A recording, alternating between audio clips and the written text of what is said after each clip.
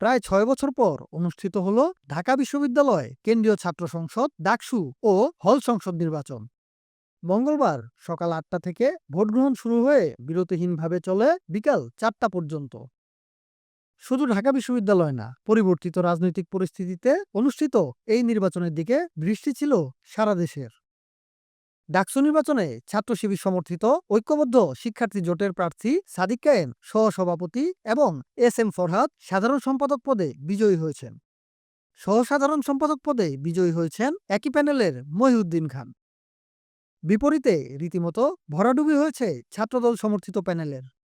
কোনো পদেই নির্বাচিত হতে পারেনি ছাত্রদল সমর্থিত কোনো প্রার্থী।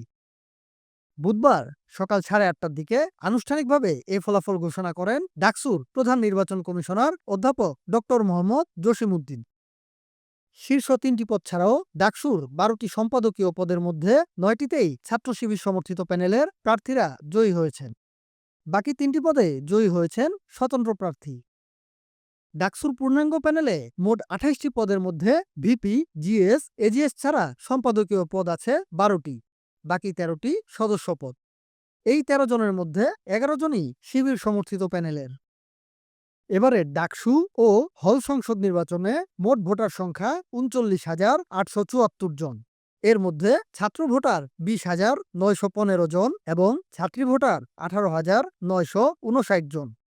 নির্বাচন কমিশনের তথ্য অনুযায়ী বিশ্ববিদ্যালয়ের ৮টি কেন্দ্রে ৮১০টি বুথে ভোট গ্রহণ করা হয়েছে। এবারে ডাকসু নির্বাচনে মোট ২৮টি পদে প্রতিদ্বন্দ্বিতা করেন ৪৭১ জন প্রার্থী। এর মধ্যে সহসভাপতি বা ভিপি পদে লড়েছেন ৪৫ জন এবং সাধারণ সম্পাদক বা জিএস পদে লড়েছেন ১৯ জন প্রার্থী। সব মিলিয়ে এবার প্রত্যেক ভোটারকে ৪১টি করে ভোট দিতে হয়েছে। ভোট নেওয়া হয়েছে ওএমআর ফর্মে ৬ পাতার ব্যালটে। ১৪টি গণনা মেশিনে ৮টি কেন্দ্রে একসঙ্গে চলে ভোট গণনা। ডাকসুতে এবারই প্রথম ভোট গণনার পুরো প্রক্রিয়াই সরাসরি প্রদর্শন করা হয় এলইডি স্ক্রিনে। News desk, Bangla flow.